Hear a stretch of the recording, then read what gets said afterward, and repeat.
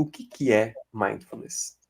Olha só, né, muitas vezes as pessoas falam: "É atenção plena", né, porque é a maneira mais fácil, digamos assim, de explicar o que que é mindfulness. Mas quando a gente vai falar sobre o que que é mindfulness de verdade, nada é tão simples como parece, né, porque as pessoas, principalmente os colegas nossos de profissão, falam: "Ah, é aquela coisa lá de ficar no presente, né". Ah, Que negócio. tá certo que é difícil hoje a gente alcançar um nível de presença que seja importante aí, né, na manutenção do dia a dia. Mas mindfulness vai além. A começar que a gente pode separar a atenção plena de consciência plena. E aí temos duas questões importantes, né? Entendendo que a atenção é um estado e a consciência é uma disposição. Então, logo de cara aí um conceito mais complexo. Todos nós temos uma disposição de consciência plena e que pode ser aumentada pelo exercício de atenção plena. Uau! Então, mindfulness é sim a ideia de atenção plena.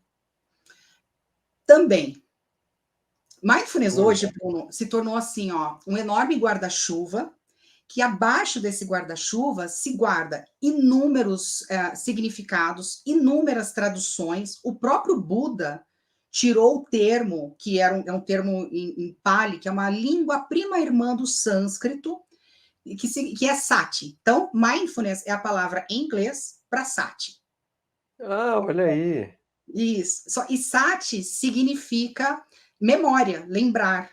Só que o próprio Buda tirou desse conceito de lembrar, de memória, e adequou aos seus ensinamentos, que está escrito num texto chamado Satipatthana Sutra, já com a ideia de consciência lúcida. Mas, gente, olha aí. E daí hoje, dentro da, claro, né, se tornou uma meditação científica, as pessoas falam muito nesse termo, né? E dentro da psicologia, a gente usa, digamos assim, esse arsenal de possibilidades que está debaixo desse guarda-chuva, que a gente dá o nome de mindfulness, e aí com a ideia de um treinamento de atenção, de treinamento atencional. E aí, né, vai se desmembrando as coisas nesse sentido. Mas é muito mais uma consciência do que um estado de atenção propriamente dito. Meditação científica. Uma meditação científica, com um altíssimo respaldo, né? Então, hoje em dia, tem muitos, muitos e muitos estudos científicos que comprovam, inclusive, mudanças estruturais no cérebro. Aí, para psicologia, para a gente que é psicólogo, é demais, né? Porque pela primeira vez a gente pode tirar uma foto do cérebro antes e depois de um conjunto de intervenções baseadas em mindfulness e mostra-se algumas mudanças importantes, incluindo o aumento de massa cinzenta em determinadas regiões do cérebro, relacionado a bem-estar, autorregulação emocional aos estados atencionais. Uma menina, é mesmo? O cérebro cresce?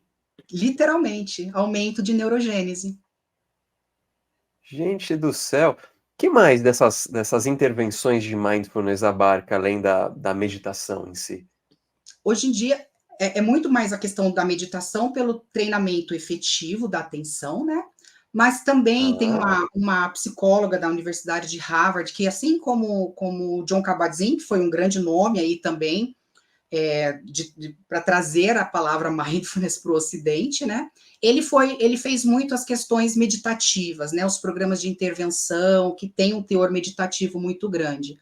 E a Ellen Lager, ela entendeu mindfulness como o oposto de piloto automático. Então, ela desenvolveu uma série de pequenas intervenções mais relacionadas à rotina, ao que a gente chama hoje de práticas informais. Então, é como se a gente aplicasse esse estado meditativo interno que o mindfulness, que a atenção plena promove, em atividades do dia a dia. Só que ela não fala nos aspectos atencionais, ela fala só em ser consciente, né? Em o oposto do piloto automático. caramba! Quando a gente fala em meditação, uma das primeiras coisas que me vem à mente são as meditações justamente ou budistas ou até hinduísta, né? Alguns falam sobre esvaziar a mente, outros falam para meditar focando em alguma coisa. Aí, claro, dentro da psicologia analítica, você tem, sei lá, imaginação ativa, então você tem uma temática específica e você dá vida. Como que é a meditação no mindfulness? É algum desses? É uma outra via? Como é que é? Em mindfulness a gente fala muito sobre aceitação, Bruno. Então, diferente de alguns padrões aí que a gente já tem de meditação, que são muito austeros, assim, muito duros, né? Você tem que limpar a mente. E eu vim dessa escola, né? Eu vim dessa escola dura, rígida, muito disciplina. E mindfulness fala sobre o caminho do meio. Então a gente não tem aquela dureza, aquela abrir mão de tudo, não tem essa briga com a mente. Então o mindfulness vai muito mais pela aceitação, que precisa ser uma aceitação radical, então a gente não consegue aceitar 50% ou 99% já aceitei. Não. A aceitação ela precisa ser 100%, então ela é radical. Dentro de mindfulness, a gente observa o fluir dos pensamentos. Então, quando um pensamento vem, estou ali, né, focada numa âncora, num ponto específico, que, por exemplo, o mais clássico de todos, a respiração. Na respiração, a gente pode focar na movimentação do abdômen ou nas sensações que surgem aqui entre o lábio e as narinas. São os dois pontos, assim, mais tradicionais. Então, eu estou ali focada na respiração num desses pontos. Apareceu um pensamento, eu não vou brigar, ai meu Deus, estou pensando.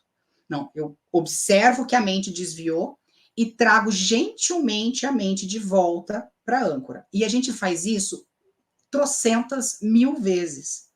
Porque o objetivo do mindfulness não é você limpar a sua mente, né? O objetivo do mindfulness é você perceber que você desviou a atenção e recuperar, voltar a colocar a atenção novamente no lugar correto. Inclusive, uma das traduções de sati é atenção correta. Porque prevê Espetacular. essa atenção mais direcionada, né, mais gentil consigo mesmo, então é um trabalho muito de mudar a tua atitude interna com a tua mente, com aquilo que surge dentro de você.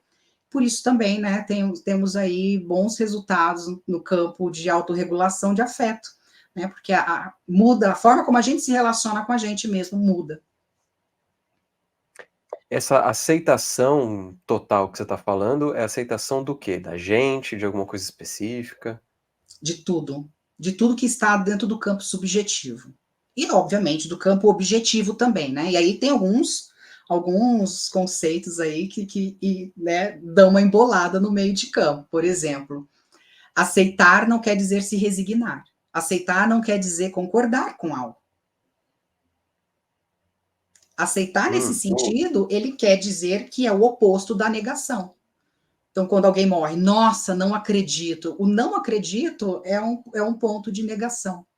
Ou não pode ser assim, que vem muito fruto de uma educação bastante repressora, né? Não pode ser assim, tem que ser de outro jeito. Então, tudo que a gente escutou vai reproduzindo internamente. E a aceitação é você olhar para isso e falar, tá tudo bem, eu posso ser assim também. E aí a gente vê todo um trabalho de sombra, né, da psicologia analítica e um modo bem prático de trabalhar com os aspectos sombrios.